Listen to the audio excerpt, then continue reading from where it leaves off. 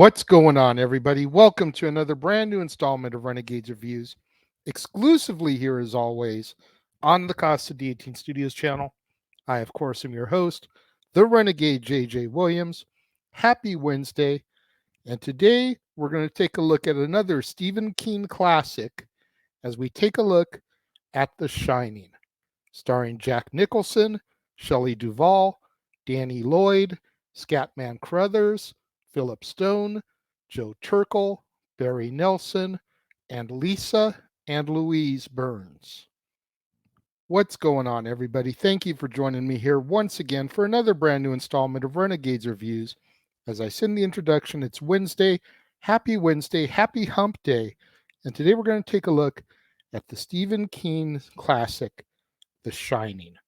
And as our movie opens, Jack Torrance takes a winter caretaker position at the remote Overlook Hotel in the Colorado Rocky Mountains, which closes every winter season. After his arrival, manager Stuart Ullman advises Jack that a previous caretaker named Charles Grady killed his wife, two young daughters, and himself in the hotel. Back in Boulder, Colorado, Jack's son, Danny, has a premonition and a seizure. Jack's wife, Wendy, tells the doctor about a past incident where Jack accidentally dislocated Danny's shoulder during a drunken rage. Now, Jack has been sober ever since, but before leaving for the seasonal break, the Overlook's head chef, Dick Halloran, informs Danny of a telepathic ability that the two seem to share, which he calls the Shining. Halloran tells Danny that the hotel also has a shine on it due to the residue from unpleasant past events, and he warns him to avoid room 237. A month passes, and Danny begins to have frightening visions, including one of two murdered sisters. Meanwhile, Jack's mental health deteriorates. He gets nowhere with his writing, is prone to violent outbursts, and dreams of killing his family. Danny ends up getting lured to room 237 by unseen forces, and Wendy later finds him with signs of physical trauma. Jack investigates and encounters a female ghost in the room, but blames Danny for self-inflicting the bruises. Jack is then enticed back to drinking by the ghostly bartender, Lloyd.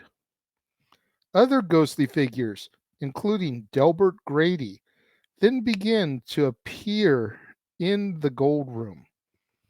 Grady informs Jack that Danny has telepathically contacted Halloran for assistance and says that Jack must correct his wife and his child. Wendy finds Jack's manuscript, written with nothing but countless repetitions of all work and no play makes Jack a dull boy. When Jack threatens her life, Wendy knocks him unconscious with a baseball bat and locks him in the kitchen pantry. But she and Danny cannot leave due to Jack having previously sabotaged the hotel's two-way radio and snowcat. Back in their hotel room, Danny says red rum repeatedly and even writes the word in lipstick on the bathroom door. Wendy sees the word in the mirror and realizes that it is actually murder spelled backwards. Jack is freed by Grady and goes after Wendy and Danny with an axe. Danny's able to escape out through the bathroom window, and Wendy fights Jack off with a knife when he tries to break through the door. Halloran, having flown back to the hotel from his Florida vacation, to respond to Danny's telepathic SOS, reaches the hotel in another snowcat. His arrival distracts Jack, who ambushes and murders him in the hotel lobby, and then pursues Danny into the hedge maze. Wendy runs through the hotel looking for Danny, encountering the hotel's ghosts and a vision of cascading blood similar to that in Danny's premonition. Back in the hedge maze, Danny misleads Jack and hides behind a snowdrift while Jack follows a false trail.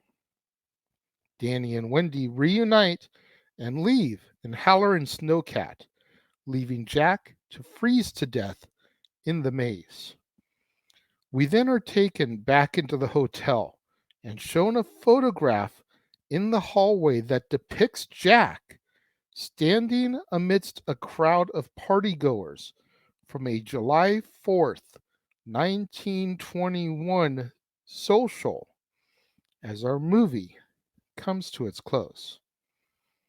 I don't know if you can believe this, but I had never seen The Shining until I watched it to review it.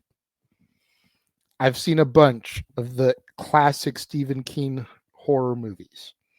I have seen Carrie, Cujo, Christine, Firestarter, Pet Cemetery, It.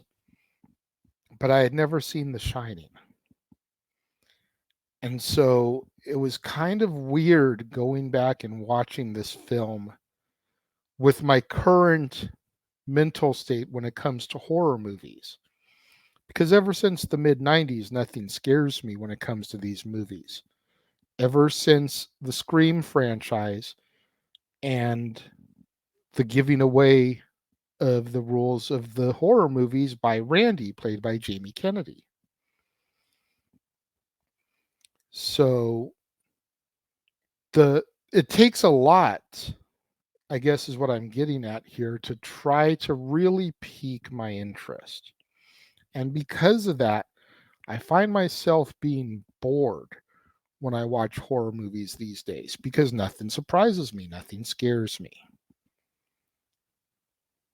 The one thing that really caught my eye about this was the very end. When we see the picture in the hallway of Jack in the room in 1921, and this film is taking place in real time in the 70s, 80s. So how was he there? There's a line, I want to say it's by Grady earlier in the film, when Jack is trying to pin him of being the Grady that killed his family in the hotel. And Grady tells him, "You've always been the caretaker." So it makes me wonder if the person in the image is the Charles Grady who killed his family at the hotel, and he just happens to resemble Jack Torrance. Is Charles Grady an alter ego? Is Charles Grady just a doppelganger? Somebody out there in the world who just so happened to look like Jack Torrance? Is there more to the story that we don't know? Is Charles Grady actually Jack Torrance? That part never really gets explained, and that's my biggest issue with this. And if it did get explained, it was so subtly that I missed it. But then again, that one line, "You were always the caretaker," makes me wonder, Charles Grady, Jack Torrance, one and the same, doppelganger? Explain to me. Those of you that may have read the book that understand that part of it, clue me in, because I obviously missed something here. The other thing that really took me out of this movie is Shelley Duvall. I am not a fan of Shelley Duvall. Never, no, never, no, never. She just was way too over dramatic, overacted for my liking. And some people may say that the way she performed was justified. I think it was too much. I think it was too much personally. And I'll go ahead and I'll draw this comparison now and I'll talk more about it again later. But I almost put it on the same par of Danny Pintaro's portrayal of Tad and Cujo. But here's the difference: grown up, 5 or 6 year old child. I understand. Woman, man coming at you with an axe. You're going to freak out. But I feel like it was a little bit much. Some people say that Danny Pintaro as Tad was way too much with his screaming and crying. 6-year-old. Different. Again, we'll get to that when we get to Cujo. But those were my only two issues, was the lack of explanation about Jack Torrance in that image and Shelley Duvall. Otherwise, I thought this was fantastic. I enjoyed the hell out of this movie. So much so that when it comes to my rating for it, I'm going to give The Shining 4 out of 5 stars. I'm curious to know what you guys think of The Shining. Let me know. If you're watching the premiere, leave your thoughts and comments over here. If you're watching on demand later in the day, leave your thoughts and comments down here. Let's have that conversation, that discussion, that debate, that interaction that I'm always asking you for in the comments below. And make sure you guys tune in tomorrow, right here to the Casa D18 Studios channel for another brand new installment of Renegades Reviews. And we will be discussing Cujo, starring Dee Wallace, Danny Pintaro, Daniel Hugh Kelly, Christopher Stone, and Ed Lauder. And then, kicking off at noon, as always, we will be opening up the vaults once again for our Throwback Thursday content. You're going to get all the classic content that you have grown accustomed to from the Simple Man's brand, from J. Hebert Studios, from the Jeff Meacham Network, from the Casa D18 Studios, and from NoDQ.com and their YouTube channel. So make sure and you tune in for another spectacular day of Throwback Thursday content. And then later on in the evening, right here on the Casa D18 Studios channel, on the Jeff Meacham Network, and across the Jeff Meacham Network multiverse of media, it'll be time once again for the flagship show, Talk Wrestling with Jeff Meacham, kicking off at 7 o'clock p.m. Pacific, 10 o'clock Eastern Time, across the entirety of the Jeff Meacham Network multiverse of media. You don't want to miss out on any of that content right here on the Casa D18 Studios channel, the Jeff Meacham Network, the entirety of the Jeff Meacham Network multiverse of media. We've got Cujo, Throwback Thursday content, Talk Wrestling, and so much more in store for you right here on the Casa D18 Studios channel and Renegades Reviews. So make sure you smash that like button. Make sure you're subscribed. Make sure that notification bell is turned on so you don't miss out anytime a video drops right here on the Casa D18 Studios channel or anytime we go live, as is the case with Statboy Sports Bar, Open Mic Night, pay-per-view PLE watch-along coverage, etc. Share these videos with your family, friends, loved ones, coworkers, movie fanatics, cinephiles in your life, fans of Stephen King, fans of horror movies, fans of Jack Nicholson, fans of Shelley Duvall, fans of Scatman Crothers, anybody you can think of that would enjoy this content in this video, share it with them, as it's the only way we're going to keep my visibility up in YouTube's algorithms now that we are in fact a monetized channel right here on the platform.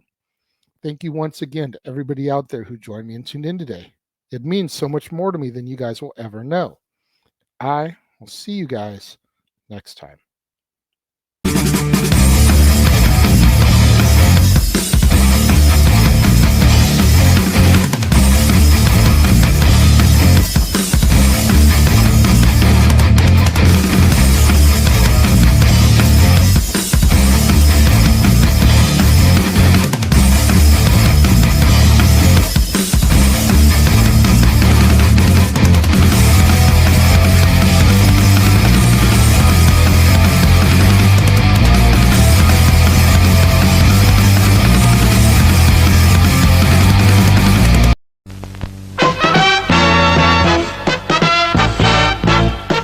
And now, preview time. So let's take a look at what's coming your way.